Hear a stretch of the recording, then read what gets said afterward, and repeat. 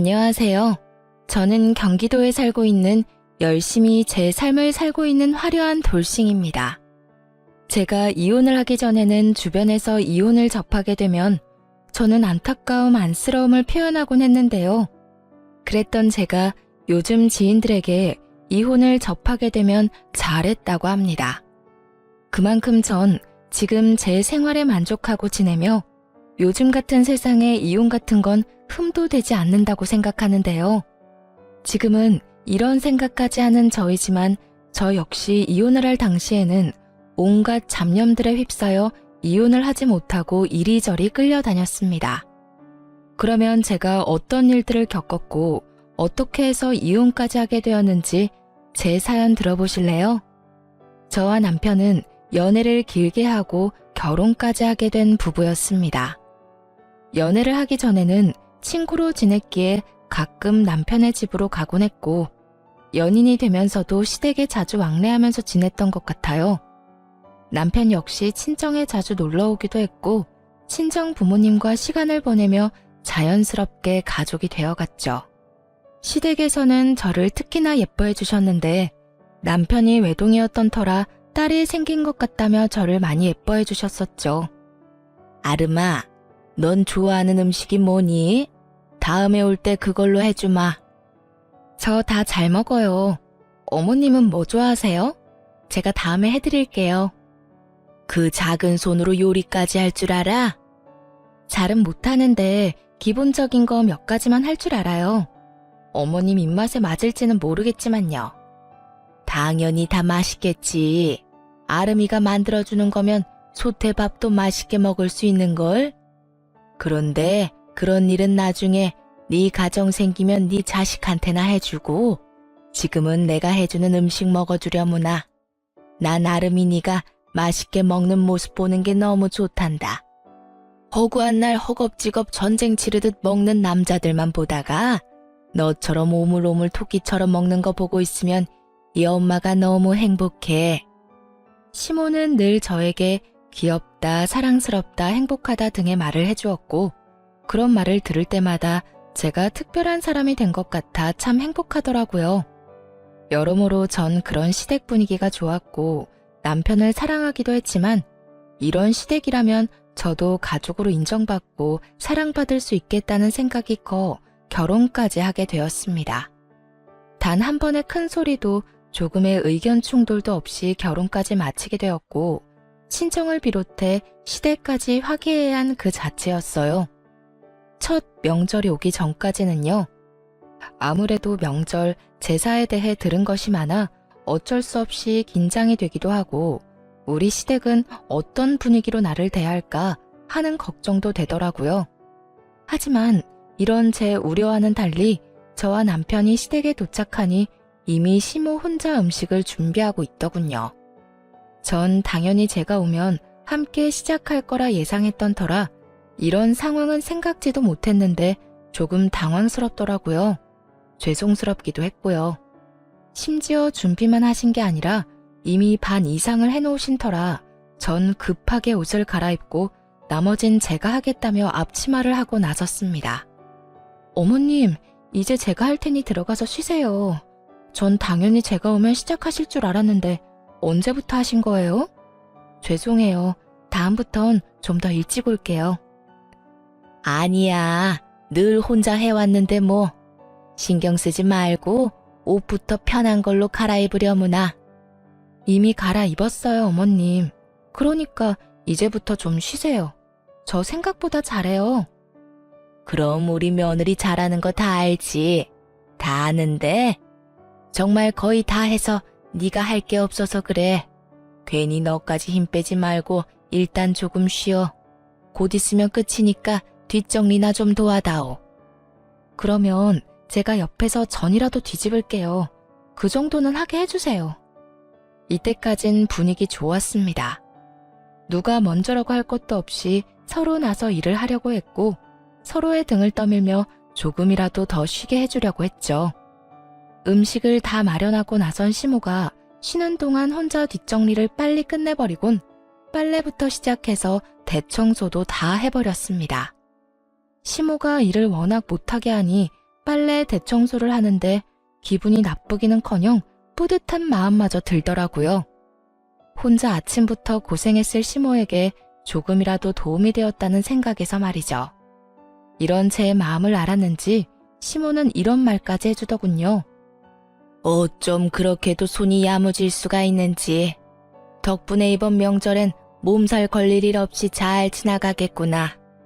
음식 준비부터 뒷정리도 잘하고 아주 집안일을 우리 아름이가 다 해준 덕에 이 엄마가 편하구나. 시모는 제 두 손을 쓰다듬으며 애정을 듬뿍 담은 말을 해주었고 사랑받고 있다는 생각이 들어 참 기쁘더라고요. 그렇게 좋은 분위기에서 명절을 보냈고 친정으로 가기 전 저희를 배웅해 주시는 시모에게 준비한 용돈 봉투를 드렸죠. 어머님, 저희 이제 가볼게요. 덕분에 많이 배우고 맛있게 먹고 잘 쉬다가 가요. 아, 그리고 어머님, 여기 용돈이요. 첫 명절이고 해서 준비했어요. 시모는 정말 생각도 못했다는 듯 놀란 눈을 하고 봉투를 보더라고요. 이걸 받아도 되나 하는 고민을 하는 시모의 손에 저는 봉투를 쥐어드렸고 시모는 감동한 듯 저를 보며 이렇게 말하더군요. 어머나, 이런 거 필요 없는데. 이래서 다들 딸 타령을 하는가 보구나. 우리 아들은 생전 이런 봉투 내미는 법이 없었는데. 에이, 엄마, 생신 때 용돈 드렸잖아요. 생일마저 입 닦으면 네가 아들이야? 그건 당연한 거야. 어찌되었든 아가, 고맙다. 내가 잘 쓰마. 여기까지도 좋았습니다. 그런데 봉투를 확인한 시모가 불현듯 이런 말을 하더라고요. 미세하게 굳은 표정을 지어 보이면서요.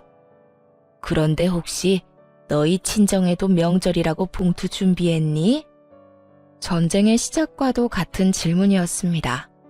시모는 살짝 굳은 표정으로 저에게 물어왔고 시모의 의중을 알 수 없었던 저는 있는 사실 그대로 대답했어요. 굳이 숨길 필요도 없었고 차별을 두어 준비를 했던 것도 아니었으니까요. 네, 친정도 봉투로 준비했어요. 저는 매년 친정에 용돈 드렸었거든요. 그래서 올해도 마찬가지로 준비했어요.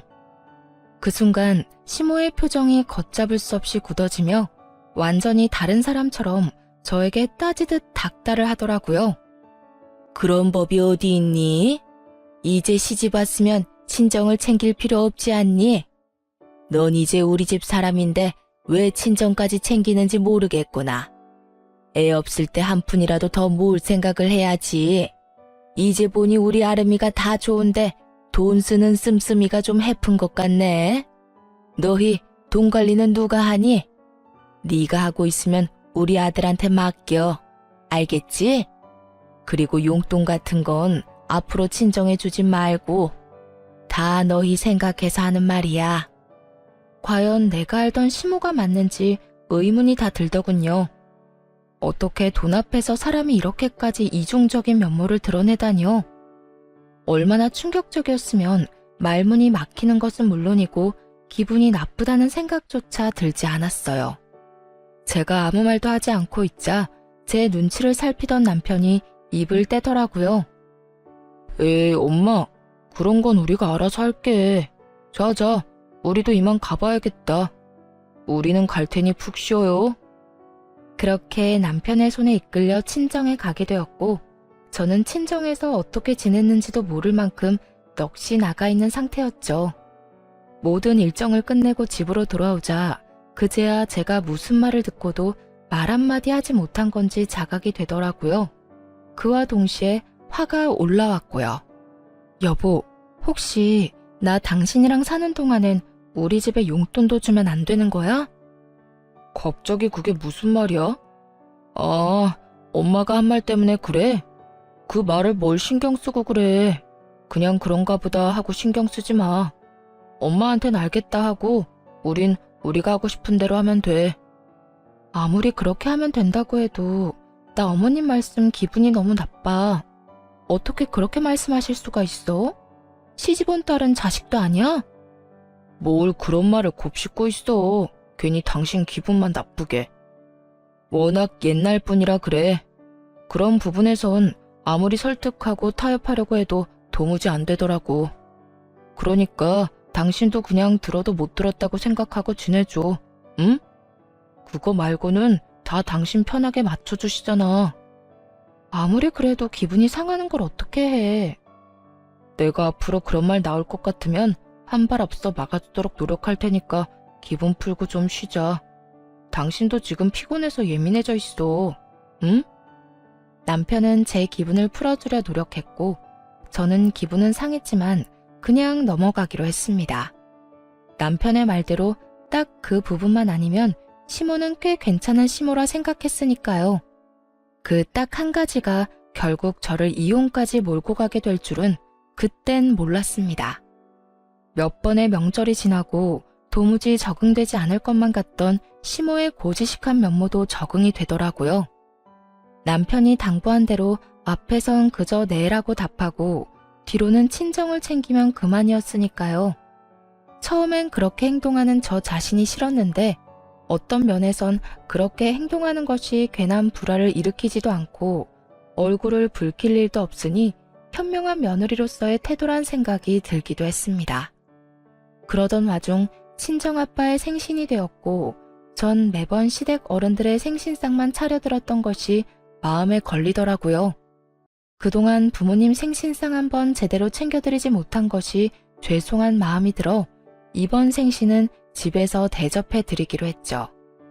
엄마, 이번 아빠 생신상 내가 차려드릴 테니 시간 맞춰서 우리 집으로 와. 내가 입이 떡 벌어지게 한 상 차려드릴 테니까. 어머, 웬일이라니? 웬일은 무슨? 딸이 시집 가더니 철든 거지 뭐. 매번 시부모님들 생신상 차리면서 아빠 엄마 생각 많이 했었어. 딸이 돼서 제대로 된 생신상 한 번 안 차려주고 시집 온 게 내심 죄송스럽기도 했고. 그러니까 이번엔 내가 처음부터 끝까지 다 준비할 테니까 시간 맞춰서 와서 식사만 하셔요. 그래, 알겠어. 네 아빠 또 울겠구먼. 그렇지 않아도 딸이라면 넘어가는 양반인데 그런 딸이 차린 생신상이라고 하면 눈물이 앞을 가려 밥이나 제대로 드실 수 있으려나 모르겠다. 어찌되었든 신경 써줘서 고마워, 딸. 덕분에 아빠 행복하겠네. 엄마와의 통화를 마치고 나니 더욱 죄송한 마음이 들더라고요. 이렇게 기뻐해 주실 줄 알았다면 진작 모셨을 텐데 하는 마음에서요. 전 더욱 생신 준비에 박차를 가했고 전날 장보기를 마치고 당일 아침부터 일어나 생신상을 준비했어요. 아침 일찍 일어나 남편 출근시키고 생신상 준비를 하는데 시모에게 전화가 오더라고요. 평소에도 통화는 자주 하던 터라 전 아무 생각도 의심도 없이 그 전화를 받게 되었습니다. 아름아, 우리 아들이 그러는데 오늘 사돈어른 생신 너희 집에서 한다며? 그 순간 정말 할 수만 있다면 남편 입을 찢어버리고 싶은 심정이었어요. 평소 시모가 어떤 사상을 가지고 있는 줄 알면서 그런 말을 전하는 것이 제정신 박힌 사람이 할 수 있는 일인가 싶더군요. 네, 밖에서 외식하는 것도 부담스럽고 해서 집에서 모시려고요. 좋은 변명이었다고 생각한 저와는 달리 시모는 제 생각보다 더 대단한 사람이더군요. 제 말에 이런 말을 했으니까요. 외식을 할 필요가 뭐가 있어. 그냥 친정에 가서 있는 반찬에 밥이나 한 끼 먹으면 되는 거지. 다른 것도 아니고 생신이니까 내가 이때껏 네 친정 생신은 챙기게 두었는데 아무래도 안 되겠구나. 앞으로 생신도 챙기지 말거라. 어떻게 된 사람이 이런 말을 할 수가 있는 걸까요? 같은 여자, 같은 며느리의 경험이 있는 사람으로서 다른 것도 아닌 부모님의 생신을 챙기지 말라고 명령할 수가 있는지 이해가 되지 않았어요. 부탁, 권유도 아닌 명령조 시모의 말투에 저 역시 화가 났어요. 네? 아무리 그래도 생신은 챙겨야죠. 생신 챙긴다면서 괜한 낭비하니까 그렇지. 오늘도 봐라. 내가 너희 집 잠시 들린다고 우리 아들한테 연락 안 했으면 이딴 짓이나 하고 있다는 것도 몰랐을 거 아니니? 요즘 물가가 얼마나 올랐는데 생신상을 그것도 집에서 차려준단 말이니? 네가 우리 아들 집에서 그딴 짓거리 하면 퇴근하고 피곤한 우리 아들 제대로 쉬지도 못하고 그게 뭐 하는 짓이냐고? 혹시 아세요? 너무 화가 나면 아찔해진다는 것을요. 저는 생전 처음으로 너무 화가 나 아찔해지는 기분을 느끼게 되었고 그 순간 이때껏 참아왔던 모든 것을 터뜨렸어요. 어머님, 정말 해도 너무하네요. 다른 것도 아니고 생신인데 제가 이 정도도 못 해드리나요? 그거 얼마나 한다고. 그리고 생신상에 드는 비용도 제가 번 제 돈으로 마련하는 거라고요. 그리고 저희가 사는 이 집, 어머님 아들 집이 아니라 제 집도 된다고요. 집 살 때 제 돈도 절반 들어간 거 뻔히 아시면서 왜 그렇게 말씀하세요? 너 지금 나한테 따지고 드는 거니? 다 너 잘 되라고 하는 말인데 네가 이런 식으로 나오면 나 정말 섭섭하다. 너 잘 되라고 하는 말, 그 말이 전 그렇게 싫더라고요. 정말 제가 그리고 저희가 잘 되길 바란다면 이런 식의 강요는 아니지 않나요? 제가 나쁜 길로 빠져 쓰면 안 되는 곳에 돈을 낭비하는 것도 아니고 다른 사람도 아닌 저를 낳아주시고 정성으로 키워주신 부모님께 이 정도 돈과 시간도 쓰면 안 되는 거냐고요. 시모는 늘 우리가 잘 됐으면 한다는 말을 방패로 삼으며 저를 억압해왔고 전 이제 그 억압에서 벗어나기로 했죠. 저도 섭섭해요, 어머님. 어머님이 저 잘 되라고 하는 말씀 전부 다 저한테는 다 섭섭하다고요. 시집을 가면 딸이 아닌 게 되는 것도 아닌데 왜 제가 친정에 어떤 일도 하지 말라고 하세요? 저를 낳아주시고 이날 이때껏 온 정성을 쏟으면서 저를 키워주신 부모님께 아무것도 안 하고 아무 관심도 가지지 않는 게 정말 저를 위하는 일이라고 생각하세요? 전혀 아니에요. 전 한두 푼 아끼자고 그렇게 살고 싶지 않다고요. 전 앞으로 어머님이 뭐라고 하시든 간에 친정이 할 도리는 하면서 살 거예요. 이런 제가 정 마음에 들지 않으시면 제가 돈을 어떻게 쓰든 관심을 가지지 말아주세요. 그러면 서로 얼굴 붉히는 일도 없고 서로 좋지 않겠어요? 뭐야? 너 지금 말 다 했니? 아름이 너 그렇게 안 봤는데 아주 되바라졌구나. 어디 어른한테 버릇없이 그딴 식으로 말하는 게야? 내가 말했지? 다 너 잘 되라고 하는 말이라고. 처음엔 생신상 용돈으로 시작해서 나중엔 더 큰 돈, 더 큰 걸 바라는 게 사람 마음이란 걸 왜 모르니? 네 친정 부모님이라고 다를 줄 알아? 나이 더 들면 기댈 거라곤 자식밖에 없을 텐데 그때 가서 너 어떻게 하려고 지금부터 지갑 노릇을 하려고 하냔 말이다. 저희 부부가 진짜 누구의 지갑 노릇을 하고 있는데 이딴 말을 하는지 모르겠더라고요. 시모는 친정에는 용돈도 주지 말라고 하며 달마다 저희에게 용돈을 받아 쓰는 것도 모자라 병원도 회사 다니는 저를 꼭 데리고 다니며 그 병원비조차도 저에게 다 내라고 하는 사람이었습니다. 그런 사람이 저딴 말이나 하니 퍽이나 진정성 있어 보이더라고요. 제발 그 말 좀 하지 마세요. 다 저 잘 되라고 한다는 그 말이요. 그게 어떻게 제가 잘 되라고 하는 말이에요? 그리고 지갑이요? 그런 식으로 따지면 저희가 어머님께 매달 드리는 용돈부터 각종 병원비까지 더는 도움을 드리면 안 되겠네요.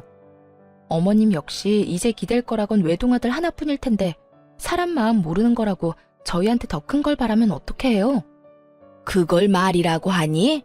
친정하고 시댁이 같니? 내가 누누이 말하지 않았니? 시집 오면 넌 친정 사람이 아니라 우리 이 시집안 사람이라고. 넌 이제 우리 가족인데 가족인 날 돕는 건 당연하지. 저한테는 그 모든 게 당연하지 않으니까 그렇게 살고 싶으신 어머님이나 친정 다 무시하면서 잘 사시고요. 저한테 더는 강요하지 마세요. 저 이만 끊을게요. 더 이야기 나누다간 정말 어머님하고 사이 틀어질까봐 겁나네요. 그러면 들어가세요. 저는 전화를 끊어버렸고 시모에게서 전화가 계속해서 왔지만 연락을 받지 않았죠. 정말 생각하면 할수록 화가 나더라고요. 시부의 생신날엔 시모와 함께 여행을 보내드렸고 시모의 생신날엔 명품 가방을 선물했었습니다. 물론 선물과는 상관없이 생신상까지 차려드렸었고요. 그땐 이런 며느리가 또 없다고 덕분에 이런 호강을 다 누려본다고 했던 사람이 어떻게 그깟 생신상 한번 마음 편하게 차리지도 못하게 하는 것인지 너무 화가 나더라고요. 이런 부모도 부모라고 그 큰 돈을 들여가며 신경을 쓰고 대접했던 저 자신에게도 너무 화가 나기도 했습니다. 하지만 언제까지나 씩씩거리며 화를 내고 있을 수는 없는 노릇이었어요. 처음으로 차려드리는 친정아빠의 생신을 이딴 식으로 망치고 싶진 않았거든요. 그래서 전 마음을 가다듬고 기뻐하실 부모님의 얼굴을 떠올리며 생신상을 준비했고, 밑재료 준비를 끝내고 한숨 돌릴 때쯤 거칠게 문을 두드리는 소리가 들려오더군요. 야! 야! 문 열어! 이 문 당장 열어! 설마 했던 우려가 현실이 되는 순간이었어요. 화가 머리끝까지 난 시모는 집으로 들이닥쳤고, 제가 문을 열어주자마자 저를 밀치고 집으로 들어오더니 화를 내며 기껏 준비한 재료들을 다 엎어버리기 시작하더군요. 이게 무슨 짓이에요? 그만두세요. 그만하시라고요. 이거 놔라 이년아. 네가 그만하라고 하면 내가 그만할 줄 알아? 어디 건방지게 뭐? 강요하지 마. 신경을 꺼. 내가 너한테 어떻게 했는데 네가 감히 나한테 그런 식으로 명령을 해. 이 고약한 년. 내가 너 버릇을 단단히 고쳐줄 거다. 생신상? 웃기지 마. 내가 절대 아무것도 못하게 해줄 테니까. 아무리 말려도 눈이 돌아버린 시모를 말리는 건 불가능했어요. 이미 재료들은 손 쓸 수 없이 망가진 상태였고, 제가 말리면 말릴수록 시모는 더 격하게 난동을 부리더군요. 시모는 아예 집에서 어떤 음식도 만들게 하고 싶지 않았는지 아예 냉장고 문까지 열어 모든 음식들을 다 꺼내 바닥에 쏟아부어 버리더군요. 전 그저 그런 시모를 지켜보며 분이 풀릴 때까지 지켜보기로 했죠. 그러면서도 남편에게 연락해 당장 집으로 오라는 말을 전했고, 시모의 난동을 부리는 모습을 동영상으로 남기기도 했습니다. 네 년이 감히 날 우습게 봐? 이게 오냐오냐 해줬더니 어른 무서운 줄 모르고 날뛰는 꼴이라니. 내가 이렇게까지 하는데도 네가 생신상 차려낼 수 있을지 두고 보자. 시모는 끊임없이 저를 향한 분노를 뱉어내며 난동을 부려댔고, 그 사이 집에서 가까운 회사에 다니던 남편이 집으로 불이 나게 뛰어들어오더군요. 모든 광경을 목격하게 된 남편은 많이 놀랐는지 멈칫거리며 입을 벌리더라고요. 그것도 잠시 반찬통을 들고 바닥으로 집어던지려는 시모를 가까스로 저지한 남편은 시모에게 소리를 지르며 화를 냈어요. 엄마, 이게 다 뭐야? 도대체 이게 무슨 짓이야? 이 사람이 무슨 잘못을 얼마나 했다고 이딴 짓까지 하냐고. 이거 놔라. 저 물건이 나한테 한 말 들으면 너도 내가 왜 이렇게까지 했는지 다 이해할 것이다. 저 사람이 어떤 말을 어떻게 했든 이건 아니지. 엄마가 뭐 때문에 화가 났는지 대충 알겠는데 그 어떤 이유로 얼만큼 화가 났던 간에 이건 아니야. 자신을 이해하기는커녕 저를 두둔하고 나서는 남편을 보며 시모는 더 큰 분노를 느끼는 듯했고, 그 분노의 화살은 다시 저에게로 향하더군요. 너 도대체 내 아들한테 뭐라고 했길래 내 아들이 나한테 이렇게 화를 내? 그리고 이를 데가 없어서 회사에서 열심히 일하는 사람한테 전화질을 한 게야? 너 이렇게까지 생각 없는 물건이었어? 그 순간 어떤 생각이 들었는지 아세요? 다 포기하고 싶다, 다 버리고 싶다였어요. 난장판이 되어버린 집만큼 제 마음 역시 난장판이 되어버린 상태였고, 무엇보다 이 모든 광경을 부모님께 보이면 절대로 안 된다는 생각도 들었습니다. 다른 날도 아닌 생신날 이런 광경을 보게 된다면 그런 불효도 또 없을 테니까요. 화를 낼 가치도 없는 사람에게 화를 내고 싶지도 않았어요. 우선 전 봉지를 찾아들고 시모가 다 엎어버린 재료들을 챙겨놓고 시모의 손에 꽉 쥐어주며 이렇게 말했어요. 이거 덕분에 저는 못 쓰게 됐으니까 가져가서 저녁해 드세요. 어머니 말대로 요즘 물가가 장난이 아닌데 그냥 버릴 순 없으니까요. 어머님이 다 망쳤으니 어머님이 책임지시고 해결하시라고요. 그리고 뒷정리도 다 하고 가세요. 어머님 말대로 힘들게 일하고 온 어머님 귀한 아들이 이걸 다 치울 순 없는 노릇 아니겠어요? 그러니까 이 난리를 부린 어머님이 직접 다 치우고 가세요. 제 말에 시모는 몸까지 부들부들 떨며 손을 치켜들더군요. 전 그 손을 낚아채 뿌리쳐버렸고요. 이년이 감히! 자꾸 이년저년 하지 마세요. 전 어머님한테 그딴 욕 들을 만큼 잘못한 거 없어요. 그리고 제 몸에 손도 대지 마시고요. 저희 부모님이 맞고 다니라고 시집 보낸 거 아니고요. 행복하게 지내라고 시집 보낸 겁니다. 그러니까 앞으로 저한테 함부로 대하지 말아주세요. 여전히 몸을 부들부들 떨던 시모는 누가 말릴 새도 없이 이번엔 제 머리채를 획 잡아버렸고 워낙 순식간에 일어난 일이라 어떤 반응도 하지 못했어요. 그 순간 부모님의 목소리가 들리더라고요. 연락도 없이 이렇게 일찍 와도 되는 거야? 집에 가보고 없으면 전화하면 되죠 뭐. 연락하면 분명 오지 말라고 할 게 뻔하다고요. 아무리 당신 생일상이라고 해도 어떻게 애한테 다 맡겨놓고 가만히 있어요? 나라도 가서 좀 도와야지. 그런데 왜 문이 열려있지? 얘는 겁도 없이... 어머, 이게 다 뭐야? 사돈, 뭐 하는 짓이에요? 아무래도 제가 마음에 걸렸던 부모님은 뭐라도 도울 마음에 일찍 저희 집으로 오셨고 남편이 급하게 집으로 들어오느라 문을 잠그는 것을 깜빡했던 것이었습니다. 참고로 저희 집은 디지털 자물쇠가 아닌 열쇠로 문을 열고 닫는 터라 문을 닫는다고 해도 잠기진 않는 문이었고 심지어 문을 제대로 닫지 않아 조금 열린 상태였던 거죠. 아무것도 알 리 없었던 부모님은 문을 열고 집으로 들어왔고 그곳에서 처음 본 것이 제가 시모에게 머리채를 잡혀 이리저리 휘둘리고 있는 상황이었던 것이었어요. 그것도 아빠의 생신날 말이죠.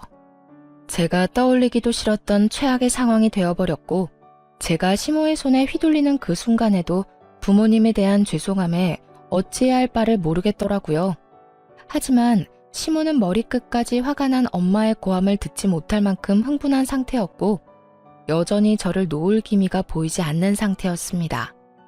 그 순간 엄마보다 더 화가 난 아빠가 다가와 시모의 손을 낚아채 멀뚱히 서 있는 남편의 쪽으로 시모를 던지듯 밀어버렸습니다.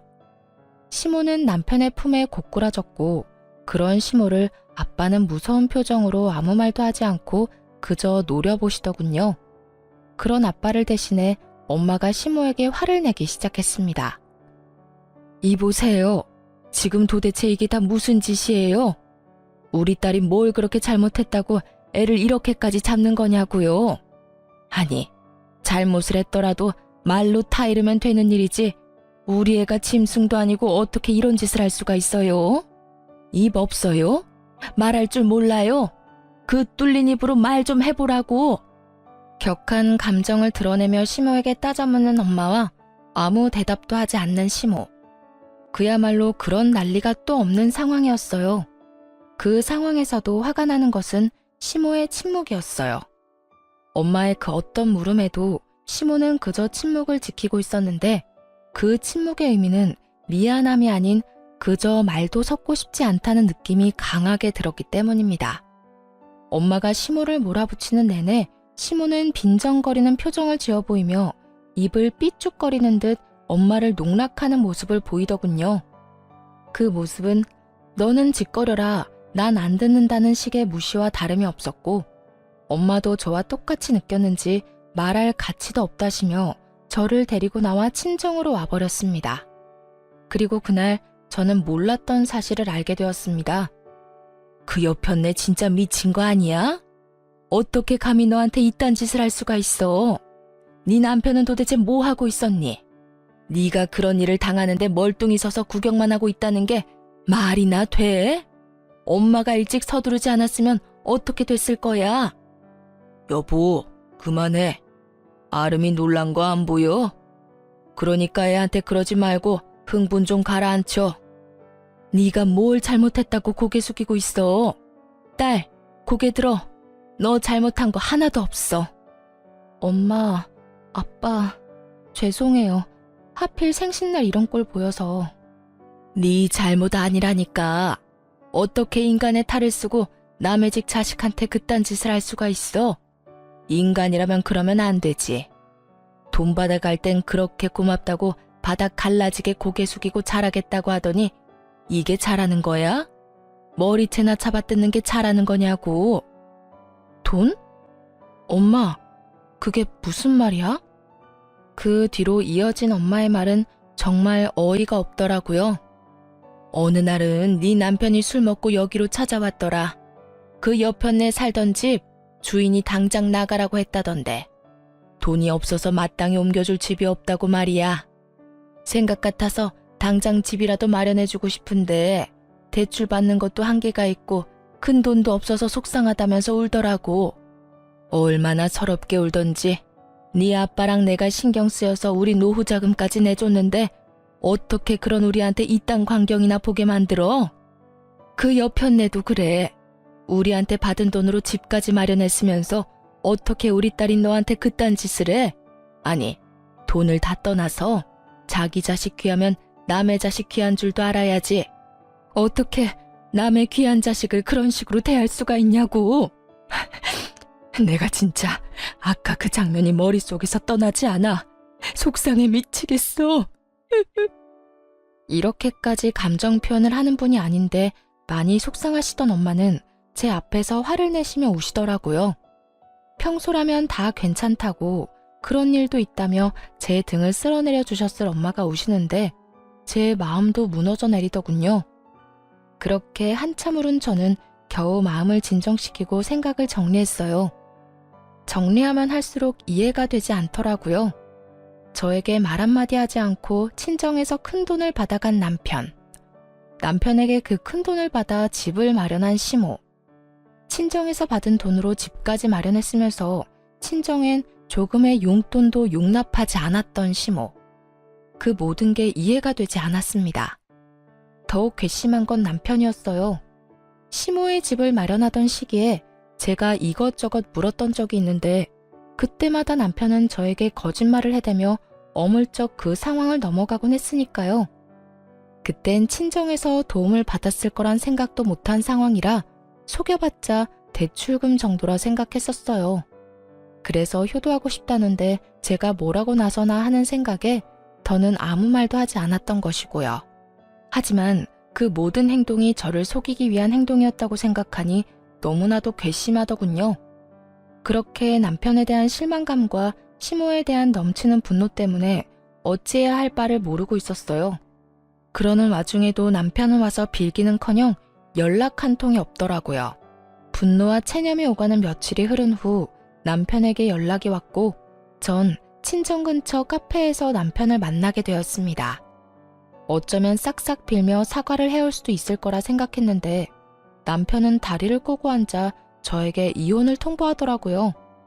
뭐 그 역시도 제 예상 안에 있기도 했지만요. 우리 이혼하자. 뭐? 이혼? 그래, 이혼. 엄마랑 많이 이야기해봤는데 아무래도 우리 이혼하는 게 좋을 것 같아. 당신이랑 엄마 사이에서 나도 힘들고 당신도 앞으로 우리 엄마 보기 싫을 거고 그러면 난 더 힘들어질 거고 우리 앞날이 뻔하잖아. 지금 이혼을 입 밖으로 내뱉고 싶은 사람이 누군데 감히 누가 먼저 이혼을 입 밖에 내나 싶더라고요. 그러면서도 그 검은 속내가 뻔히 보이기도 했고요. 이혼? 당연히 해야지. 그런데 당신 우리 집에서 돈 많이 받아갔더라. 그 돈으로 어머님 집 사는데 보태드렸고 이혼은 하는데 돈은 다 토해내야 하지 않겠어? 제 말에 남편은 그게 무슨 헛소리냐고 웃더라고요. 그러면서 하는 말은 정말 가관이었습니다. 내가 왜 그 돈을 줘야 해? 난 빌린 적도 없는데? 내가 빌려줬다는 증거라도 있어? 있으면 가지고 와 보든가. 이런 걸 보고 딱 잡아댄다고들 하시죠? 네, 남편도 그런 적 없다며 딱 잡아떼기 시작하더라고요. 여유롭게 커피까지 홀짝홀짝 마셔대며 증거가 있다면 가지고 오라는데 그 모습이 참 하찮더라고요. 얼마나 보고 배운 것이 없으면 저렇게까지 뻔뻔할까 싶기도 하고 얼마나 생각하는 바가 밑바닥이면 저딴 행동밖에 하지 못할까 싶기도 해서요. 이혼의 단어가 나오고 난 후, 아니 어쩌면 어렴풋이 설마 이러진 않을까 했던 제 생각과 전혀 다르지 않은 하찮은 태도였어요. 부모님은 남편에게 차용증 한 장 쓰라는 말도 하지 않고 돈을 주었고 이체를 해주었다고는 하나 그냥 준 것이라고 우기면 할 말이 없는 상황이었죠. 하지만 제 부모님은 제가 생각했던 것보다 상황 대처 능력이 더욱 대단한 분들이시더라고요. 증거 있어. 이런 상황을 예상하고 그랬던 건 아니지만 우리 엄마 아빠가 그날 그 상황을 다 동영상으로 남겨놨다고 하시더라고. 네, 맞습니다. 부모님은 차용증 대신 홈 CCTV로 모든 상황을 녹화했고 그 녹화분을 따로 간직하고 계셨다고 하더라고요. 그 홈 CCTV는 제가 설치를 해드린 것이었는데 아무래도 두 분만 계시는 것이 불안해 설치해둔 것이 이렇게 쓰인 것이었죠. 그럴 리가 없다는 표정의 남편을 향해 동영상을 틀고 볼륨을 키웠죠. 장인어른, 장모님, 정말 감사합니다. 제가 형편이 되는 대로 조금씩이라도 갚겠습니다. 덕분에 저희 어머니 이제 이사 걱정 없이 보내실 수 있게 됐어요. 정말 감사합니다. 제가 이자까지 쳐서 꼭 갚겠습니다. 영상 속의 남편은 고개를 바닥에 박고 눈물을 흘리며 온 마음을 다해 감사한 마음을 전하고 있었어요. 그런 남편을 아빠는 일으켜 세우며 진정시켜 주셨고요. 그래, 이 돈으로 해결된다니 다행이네. 좋은 일인데 뭘 그렇게 울고 그래. 인제 그만 울고. 자네, 내가 이 돈 왜 빌려주는 줄 알지? 우리 딸 눈에 눈물 흘리게 하지 말라고 빌려주는 걸세. 돈 때문에 자네가 힘들어하면 우리 딸도 힘들 테니 우리 노후 자금까지 털어서 빌려주는 거라고. 네, 잘 압니다. 제가 아름이 눈에 눈물 흘리지 않게 잘하겠습니다. 정말 세상에서 제일 행복한 여자로 만들어줄 겁니다. 그래, 그거면 됐어. 혹시나 우리 딸 눈에 눈물 나게 하는 날엔 지금 이 돈 한 번에 다 갚아야 할 거야.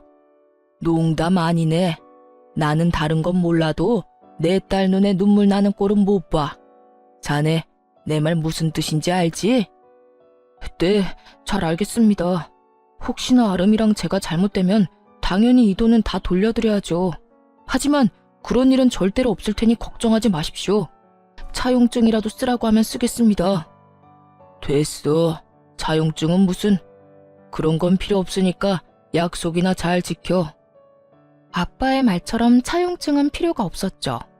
이렇게 버젓이 동영상이 있으니까 말이죠.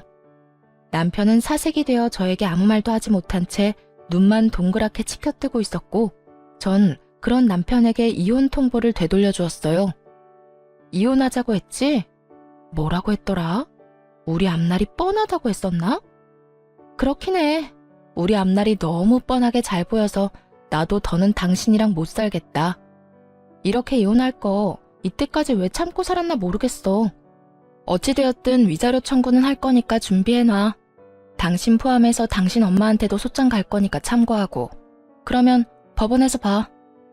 할 말을 다한 제가 자리에서 일어나려고 하자 손바닥 뒤집듯 태도를 180도 바꿔버린 남편놈이 제일 가벼운 무릎부터 꿇더라고요. 여보, 잠시만. 정말 이혼하자는 말이 아니었어. 그런 뜻이 아니었다고. 내 말 좀 들어봐. 들을 말이 뭐가 있어. 네가 뭘 생각하는지, 어떤 생각으로 나한테 이혼까지 하자고 하는지 누구보다 더 잘 알고 있는 게 난데.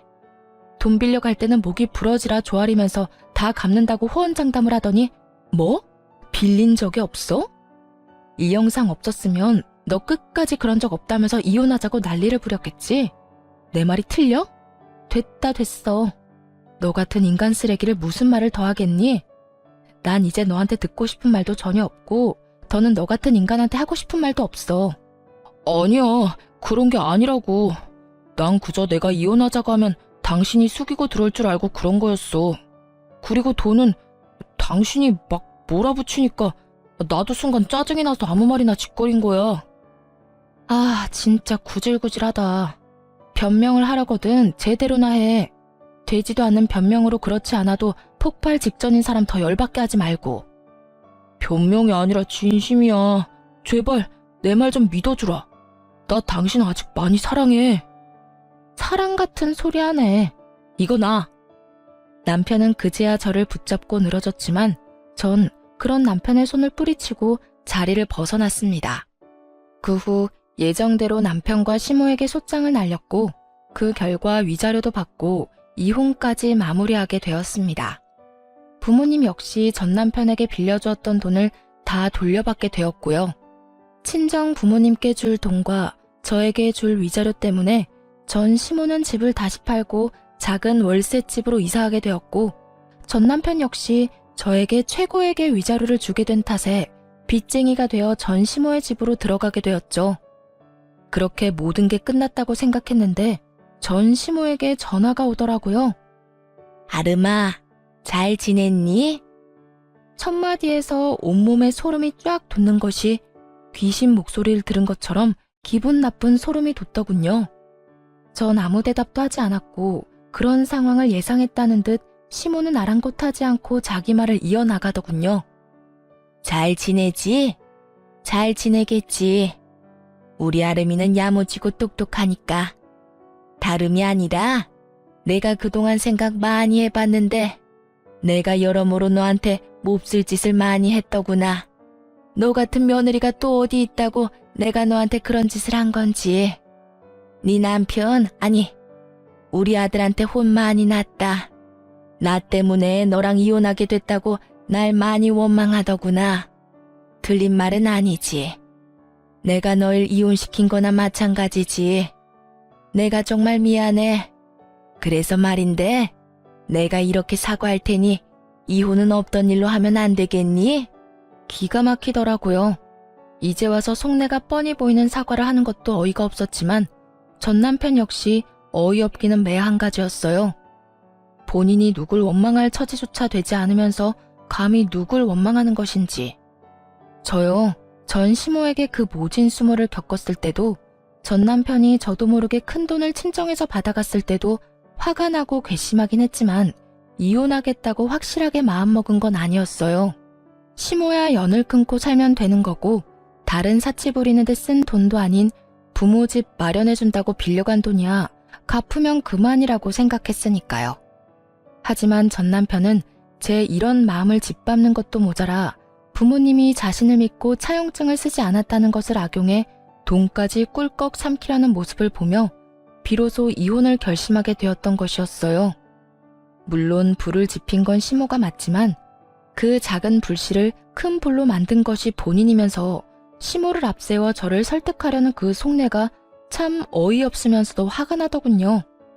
저는 그럴 생각 없어요. 전 그 인간한테도 오만정이 다 떨어졌다고요. 받을 도움은 다 받고 돈 안 갚아도 되겠다 싶으니까 저부터 버리는 남자. 당신 같으면 데리고 살고 싶겠어요? 거기에다 집도 절도 없는 빚쟁이인 남자를요? 저 그 정도로 바보는 아니에요. 아름아, 그러지 말고 다시 한 번만 생각해 주려무나. 우리 아들 금방 일어설 수 있어. 아직 나이가 젊잖니. 그러니까 그간의 정을 생각해서라도 다시 생각해 주려무나. 결국 전 시모는 악어의 눈물을 쏟아내며 매달리기 시작했고 전 그런 시모에게 이렇게 말했습니다. 그러니까요. 나이도 젊은데 제가 왜 그딴 인간이랑 살아야 하나요? 앞으로 살 날이 긴데 그딴 인간 뒷바라지만 하면서 살라고요? 밑 빠진 독에 물 부어가면서 고생할 마음 없으니까 다신 연락하지 마세요. 저는 전화를 끊어버린과 동시에 차단해버렸고 그 후론 연락이 닿는 일은 없었습니다. 참 한심하지 않나요? 가만히라도 있으면 절반이라도 간다고 그저 주는 대로 받고 하는 대로 가만히 두기만 했더라도 좋은 집에서 편하게 잘 살았을 텐데 괜히 건드리면 안 될 사람을 건드려서 저 고생을 하나 싶었네요. 뭐 자기 복 자기가 찬 거 아니겠어요? 요즘 전 친정에서 지내고 있어요. 회사는 여전히 잘 다니는 중이며 요즘엔 남자친구가 생겨 행복하고 아기자기한 연애를 하고 있는 중이랍니다. 지금 만나는 사람은 좋은 사람이에요. 따뜻한 사람이죠. 언제 어디서나 제가 우선이라고 말해주는 사람이고 만나는 지난날 동안 여름에는 손선풍기를 겨울엔 핫팩을 건네주는 그런 따뜻한 마음과 세심한 배려를 할 줄 아는 남자예요. 무엇보다 길을 거닐 때면 꼭 저를 길 안쪽에서 걷게 하는 남자친구를 보며 이렇게 따뜻하고 세심한 사람도 있구나 하는 생각을 하곤 해요. 아직까진 결혼 생각은 없지만 지금 제가 사랑하는 남자친구의 모습이 변함이 없다면 그리고 이 모습이 정말 이 남자의 본 모습이라면 다시 한번 용기를 낼 수도 있을 것도 같아요. 그 정도로 요즘 행복하고 사랑 가득한 날들을 보내고 있습니다. 앞으로도 전 연애도 하고 일도 하며 제 삶을 행복하게 살아가 보려고요. 저 역시 처음 이혼했을 땐 다시 연애를 시작하는 것이 상대방에게 왜인지 죄를 저지르는 기분이 들더라고요. 하지만 곰곰이 생각해보니 제가 죄를 짓고 있는 건 아니더라고요. 제가 이혼 사실을 숨긴 것도 아니고 이혼을 한 게 죄는 아니니까요. 제가 뭘 하든 어떤 연애를 하든 그건 제 자유 아닐까요? 그러니까 저와 비슷한 상황의 돌싱녀, 돌싱남 분들, 우리도 행복하게 살아봐요. 언제까지나 아픔에 절망감에 빠져 시간을 낭비할 순 없지 않을까요? 충분히 아파했고 충분히 힘들었던 만큼 이제 우리 다들 행복합시다. 꼭 새로운 사람을 만나 새로운 출발을 하는 것만이 아닌 본인이 원하는, 본인이 꿈꾸는 그 행복을 위해 다 함께 노력해봐요. 그러면 저는 모든 분들의 행복하고 사랑 가득한 삶을 응원하며 이만 물러가 볼게요. 긴 사연 들어주신 모든 분들 감사합니다.